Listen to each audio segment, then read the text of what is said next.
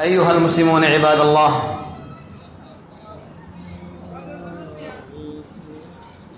ها نحن قد ابتدأنا في موسم الصيف، وإذا بالحر يشتد يوما بعد يوم، والله سبحانه وتعالى قد جعل في هذه الدنيا عبر تذكر بالآخرة. ففي الصحيحين من حديث أبي هريرة رضي الله تعالى عنه قال رسول الله صلى الله عليه وعلى آله وسلم: اشتكت النار إلى ربها فقالت: أكل بعضي بعضا فنفسني. فأذن الله عز وجل لها في نفسين: نفس في الصيف ونفس في الشتاء. قال عليه الصلاة والسلام: فأشد ما تجدون من الحر من سمومها، وأشد ما تجدون من البرد من زمهريرها. إذن فهذا الحر الذي يكون في الصيف إنما هو تذكرة لنا بحر جهنم، نعوذ بالله عز وجل منها. وهكذا قال الله عز وجل عن المنافقين: وقالوا لا تنفروا في الحر. قال الله عز وجل: قل نار جهنم أشد حرا لو كانوا يفقهون.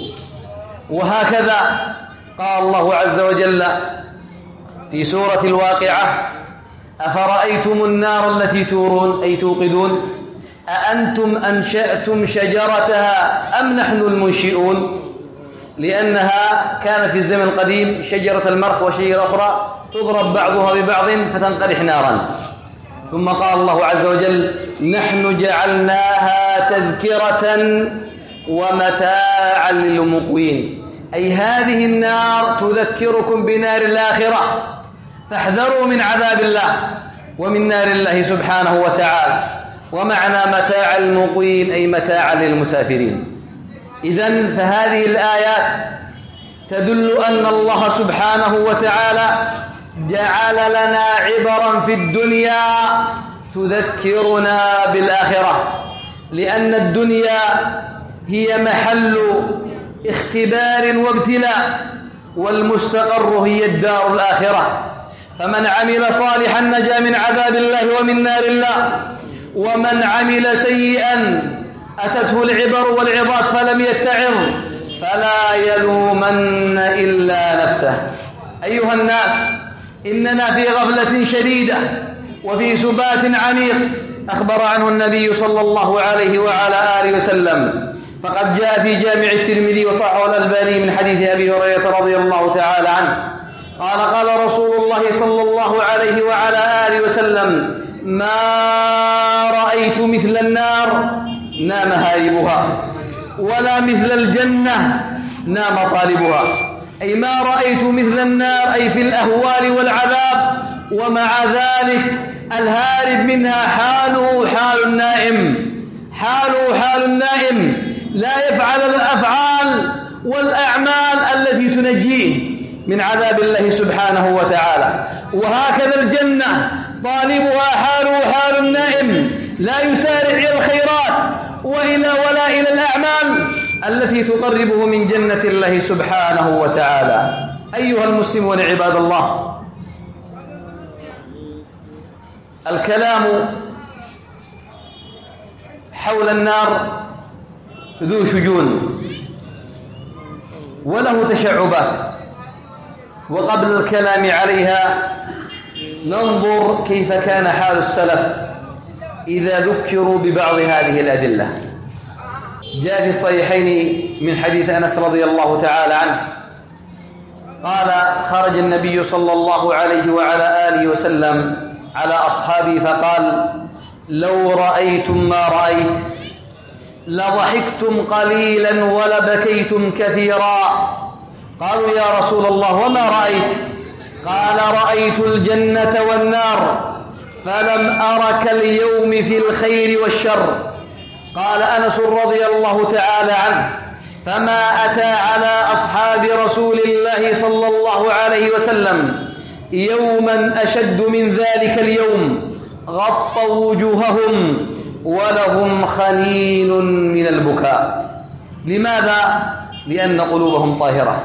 لماذا؟ لأن تعظيم الله سبحانه وتعالى قد بلغ في قلوبهم مبلغا عظيما لم يفصل النبي صلى الله عليه وعلى آله وسلم ولم يذكر شيئا، وإنما قال: رأيت الجنة والنار فلم أرك اليوم في الخير والشر. فعلموا هذا الكلام وعلموا أبعاده فبكوا بكاء شديدا رضوان الله تعالى عليهم.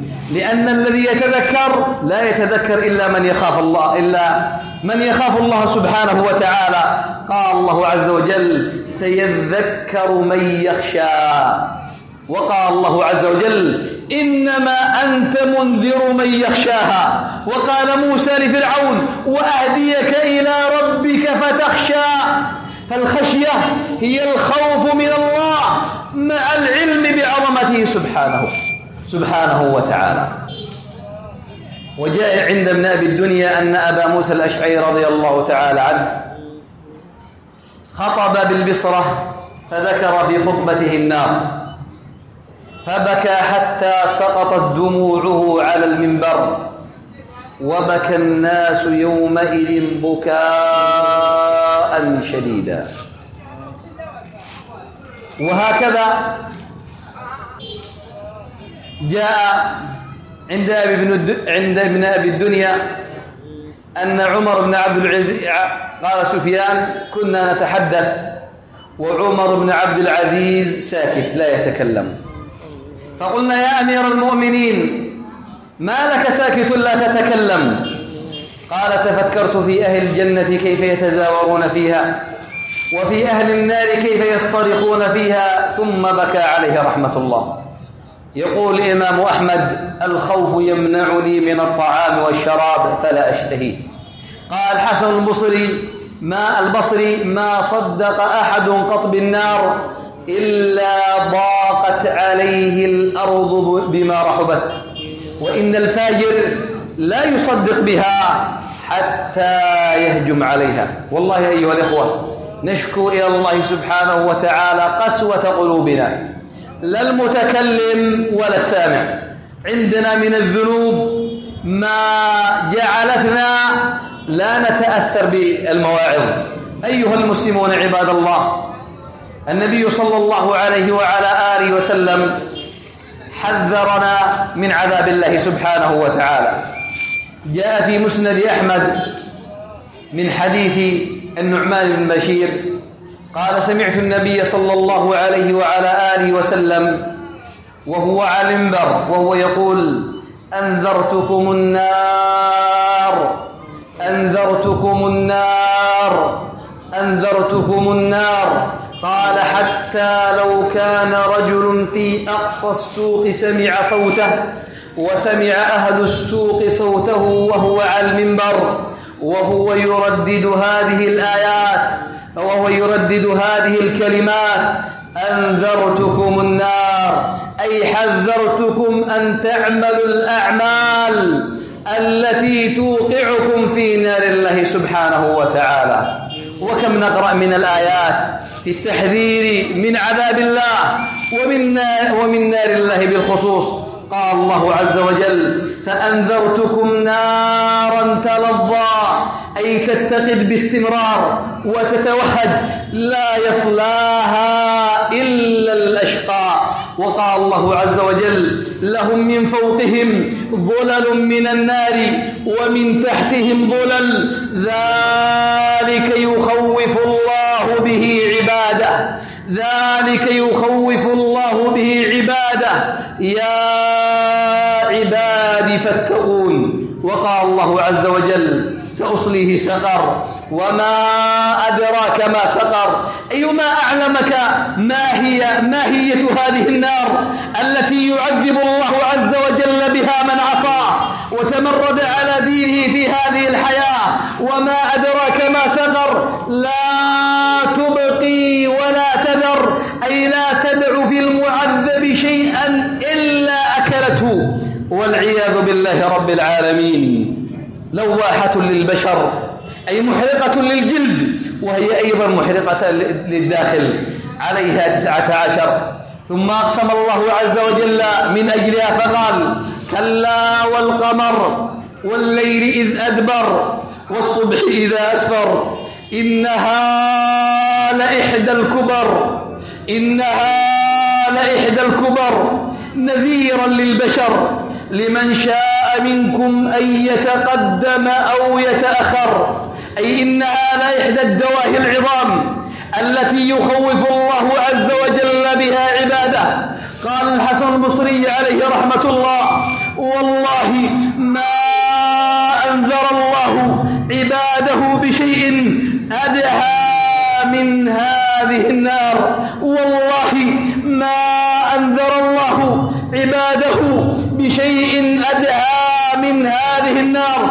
أيها المسلمون عباد الله، هذه النار من أسماء الحطمة. قال الله عز وجل: كلا لينبذن في الحطمة وما أدراك ما الحطمة نار الله الموقدة التي تطلع على الأفئدة إنها عليهم مؤصدة في عمد ممددة. قال أهل العلم: سميت الحطمة لأنها تحرق من دخل فيها حتى يتحطم أي يتكسر من شدة الإحراق كما يتكسر هشيم الحطب بعد الإحراق.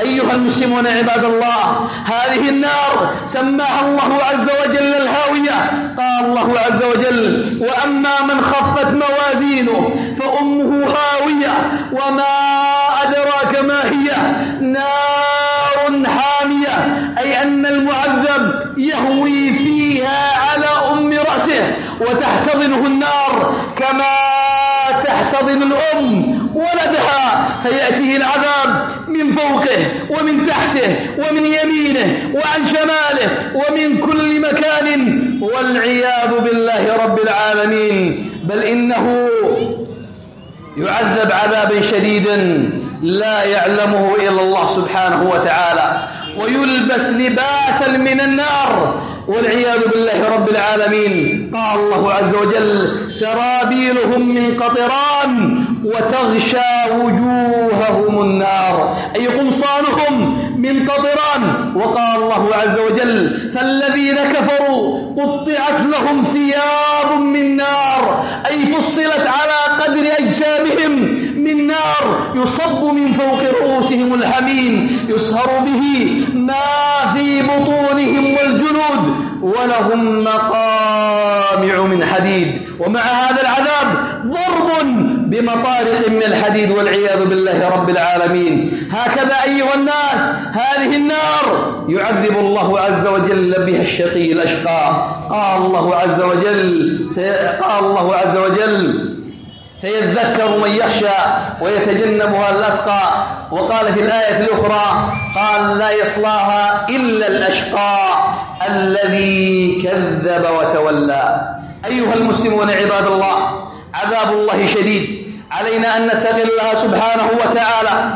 إن لم نتقي الله سبحانه وتعالى فسنكون أنا وأنت وقود هذه النار، أهلي وأهلك هم وقود هذه النار، ولدي وولدك هم وقود هذه النار، إن لم يحذروا على أنفسهم وينجوا بطاعة الله سبحانه وتعالى. قال الله عز وجل: يا أيها الذين آمنوا قوا أنفسكم وأهليكم نارا وقودها الناس والحجارة. وقودها الناس والحجارة عليها ملائكة غلاظ شداد لا يعصون الله ما أمرهم ويفعلون ما يؤمرون. قال ابن رجب عليه رحمة الله وأكثر المفسرين أن المقصود بالحجارة هي حجارة الكبريت. قال: وذلك لأن فيها صفات ليست في غيرها، وذلك أنها سريعة الاتقاد وشديدة الحرارة وشديدة الدخان وشديدة الالتصاق بالأبدان